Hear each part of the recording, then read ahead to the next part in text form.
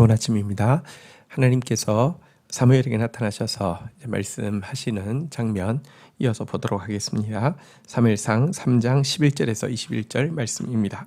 11절 여호와께서 사무엘에게 이르시되 보라 내가 이스라엘 중에 한 일을 행하리니 그것을 듣는 자마다 두 귀가 울리리라. 12절 내가 엘리의 집에 대하여 말한 것을 처음부터 끝까지 그날에 그에게 다 이루리라. 자, 사무엘에게 나타나신 하나님께서는 이제 말씀을 전달하고 계신데요. 그 내용은 이미 이 하나님의 사람을 보내서 엘리에게 경고했던 그 내용이 하나도 빠짐없이 그날에 다 그에게 이루어지게 하겠다는 것이 골자였습니다. 사실 이미 엘리는요, 사람들의 말을 통해서 그의 아들들의 소문이 좋지 않은 것도 알고 있었고요. 하나님의 사람이 와서 경고했는데요. 기회를 줬는데도 변화가 없자 이제 하나님께서 직접 음성으로 사무엘을 통하여서 이제 경고하게 하시는 그런 내용입니다. 하나님의 작은 말씀 앞에서도 돌이켜 회개할 수 있는 것은 참으로 축복이지만 하나님의 말씀이 임하고 거듭 임하고 점점 더 커져도 둔감하여서 돌이키지 못하는 것은 정말 오늘 여기 기록된 대로 듣는 자마다 두 귀가 울리는 충격적인 일이 될 것이고요. 처음부터 끝까지 주께서 말씀하신 게 그대로 다 이루어져 저주의 표상이 되게 되는 일입니다. 13절 보겠습니다. 내가 그의 집을 영원토록 심판하겠다고 그에게 말한 것은 그가 아는 죄악 때문이니 이는 그가 자기의 아들들 이 저주를 자청하되 금하지 아니하였습니다. 14절 그러므로 내가 엘리의 집에 대하여 맹세하기를 엘리 집의 죄악은 제물로나 예물로나 영원히 속죄함을 받지 못하리라 하였노라 하셨더라. 자, 그러면서 하나님은 이 처음부터 끝까지 당신께서 하신 말씀이 엘리의 집에 다 이루어지는 이유는 알지 못하는 어떤 죄 때문이 아니라 그가 잘 알고 있는 죄악 때문이다라고 알려주고 있습니다. 여러 번 들었고요. 자기도 알고 있는데 하나님보다 이 아들들을 더 사랑하고 또 하나님께서 진노하시는 것보다 자기 아들들이 마음 상하거나 아들들을 기분 언짢게 하는 것을 더 두려워하여서 그 아이들이 저주를 자청하고 있는데도 또 금하지 아니하였던 바로 아는 죄악 때문에 심판받을 것이다 라고 경고하고 있습니다. 그리고 이렇게 아는 죄 때문에 심판받는 일에 대해서는요, 제물로도 예물로도 영원히 속죄함을 받지 못할 것이다 라고 말씀하고 있습니다. 구약 성경에는 죄에 대한 회개를 이야기하고 있고요. 또 회개에 대한 또 속죄를 약속하고 있습니다. 그렇지만 자세히 보시면요, 이 회개해도 되지 않는 죄악이 있다고도 분명히 경고하고 있습니다. 죄를요, 고의로 짓는 죄와 그리고 이제 부지 중에 짓는 죄와 연약해서 짓는 죄로 나누고 있습니다. 그리고 고의로 짓는 죄, 다시 말하면 알고 있는데 하나님이 싫어하는 것도 알고 이것이 성경에 위배되는 것도 알고 이렇게 하면 저주가 임한다는 것도 아는데도 고의로 지은 죄에 대해서는 속죄할 수 없다라고 성경은 이야기하고 있습니다. 또 시작 성경에도 마찬가지입니다. 예수 그리스도의 보혈로 말미암아 우리가 용서받았습니다. 자, 그렇지만 여러분 한번 빚주심을 받고 여러분 우리가 다시 타락하고 다시 고의로 알면서도 다시 이 하나님으로부터 등을 돌리고 진리를 이렇게 왜곡시킨 것에 대해서는 심판을 면할 길이 없다고 정확하게 이야기하고 있습니다. 알고 지은 죄이기 때문입니다. 그래서 여러분 우리는 정말 사실은 하나님 앞에서는 뭐랄까요? 내가 알고 지은 건지 연약해서 지은 건지 모르고 지은 건지 솔직히 하나님께서 내 범죄에 대해서 너 알고 지었어라고 이야기하면 우리 할 말이 없는 존재입니다. 그런데도요, 십자가 상에서도 예수님께서 그를 못 박는 사람들을 향해서 저들이 알지 못하고 있어 저런다라고 하나님 앞에 용서를 빌어주신 예수님 때문에 우리는 사실은 어쩌면 알고 지은 많은 죄악들마저도 용서받은 사람입니다. 그런데 이제는 정말 진리를 우리가 알고 있기에 진리에서 위배된 일들 고의로 또 습관적으로 범하지 않도록 정말 두렵고 떨림으로 자신을 돌아보아야 할 것입니다. 거듭해서 그런 죄에 빠진다고 하며 그와 같은 죄악은 제물로도 예물로도 영원히 속죄함을 얻지 못한다는 말씀이 그대로 응할 것이기 때문입니다. 15절입니다. 사무엘이 아침까지 누웠다가 여호와의 집의 문을 열었으나 그 이상을 엘리에게 알게 하기를 두려워하였더니. 한편 하나님께서 사무엘에게 나타나셔서 이제 심부름을 시킨 거잖아요. 엘리의 집에 예언된 그 재앙이 하나도 빠짐없이 그대로 응할 것이다 라는 말씀에 심부름을 시킨 것인데, 어린 사무엘 입장에서 이 내용을 하나도 숨김없이 그대로 전달한다는 것은 굉장히 난감한 일이었을 것입니다. 엘리가 누구입니까? 당대의 사사요 대제사장인데요.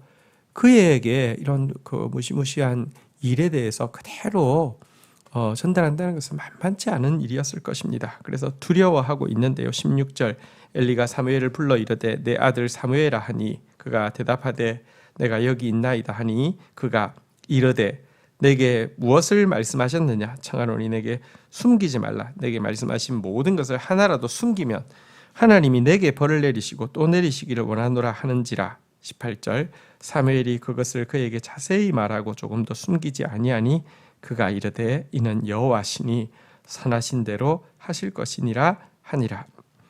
다행히 사무엘이 두려워하고 있을 때 엘리는요, 하나님 말씀하신 거 하나도 숨기지 말고 나에게 이야기하라. 만약에 하나님 말씀하신 거 숨기면은 하나님이 너에게 벌을 내리실 것이다. 이렇게 격려해 주었고요.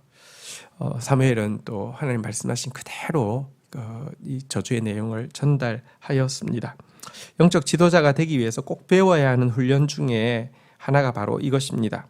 하나님의 말씀을 대언하는 사람은요, 자기 입장이 난처하다고 해서 하나님의 말씀을 삭감해서도 안 되고요, 자기의 이익이나 명예를 높이기 위해서 하나님 말씀에다가 뭔가를 첨가해서도 안 됩니다. 그대로 전달해야 하는 것이죠. 자, 그리고 엘리는 이것을 보면 우리가 알 수 있는 대로 그는 정말 이 하나님 앞에서 사실은 개인적으로는 선한 사람임을 알게 됩니다. 하나님의 섭리에 대해서 복종할 줄도 아는 사람임을 알게 됩니다. 이 사무엘의 흉한 예언을 듣고도 이는 여호와시니 선하신 대로 하실 것이니라 라고 받아들이고 있기 때문에 그렇습니다. 이 말은 그분에게 불의가 없고 불의가 전혀 없는 분이시니 나는 그분의 행하심에 대해서 아무런 할 말이 없습니다라는 고백을 담고 있죠. 정말 심판 앞에서 피조물이 당연히 고백해야 되는 겸손한 고백인데요. 그럼에도 불구하고 그와 그의 가정은 저주의 대명사가 되었다는 사실을 우리가 꼭 기억해야 합니다.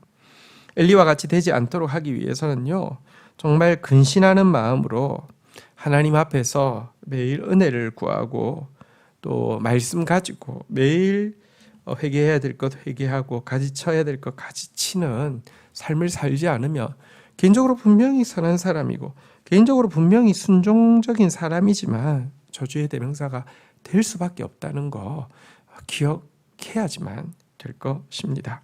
19절, 사무엘이 자라매 여호와께서 그와 함께 계셔서 그의 말이 하나도 땅에 떨어지지 않게 하시니. 20절, 단에서부터 부엘세바까지의 온 이스라엘이 사무엘은 여호와의 선지자로 세우심을 입은 줄 알았더라. 자, 한편 사무엘의 이야기를 한번 보도록 합시다. 지금 우리 사무엘상에서는요, 계속 엘리 가문이의 타락 또 심판에 대해서 나오고는 곧이어서 사무엘의 이야기가 계속 등장하고 있죠. 하나님은 누군가를 폐하실 때 또 반드시 누군가를 세우심을 알 수 있는데요. 사무엘이 하나님의 말씀을 받고 또 그 말씀을 그대로 전달하는 사명을 잘 감당하자 하나님께서는 그와 함께 계셨습니다. 그리고 그가 하는 말이 땅에 하나도 떨어지지 않게 하셨습니다.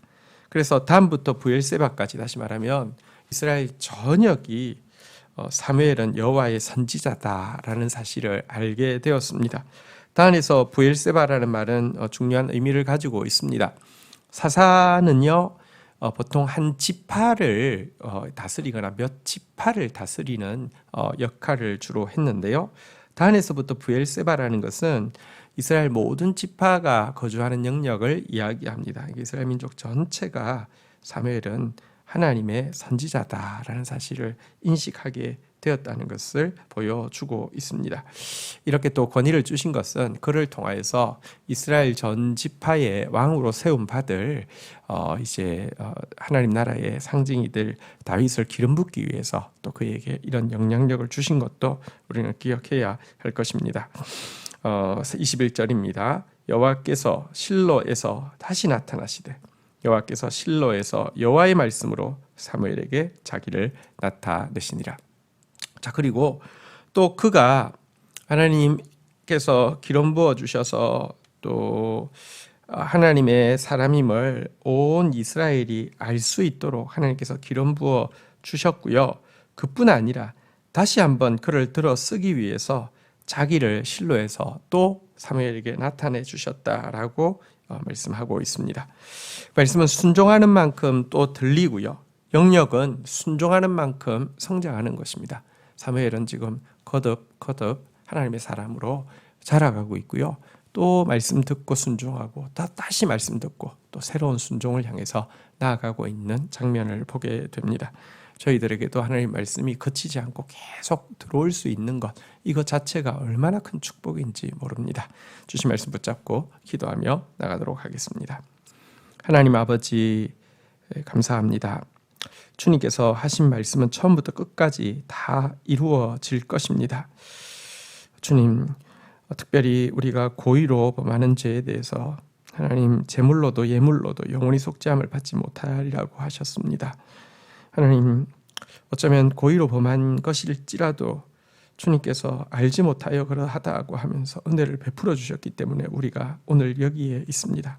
고의로 또 알면서 습관적으로 짓는 죄에 대해 정말 두려워하고 오늘이라도 돌이킬 수 있는 은혜를 덧입을 수 있도록 인도하여 주옵소서. 하나님, 오늘 사무엘이 하나님의 말씀을 받아 가감없이 전달해야 하는 훈련을 또 감당하고 있는 모습을 보게 됩니다.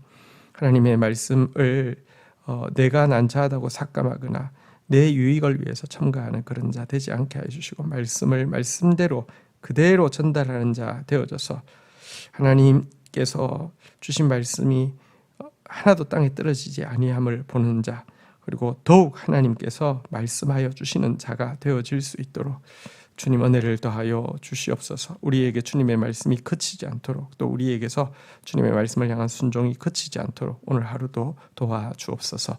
예수 그리스도의 이름으로 기도 올립니다. 아멘.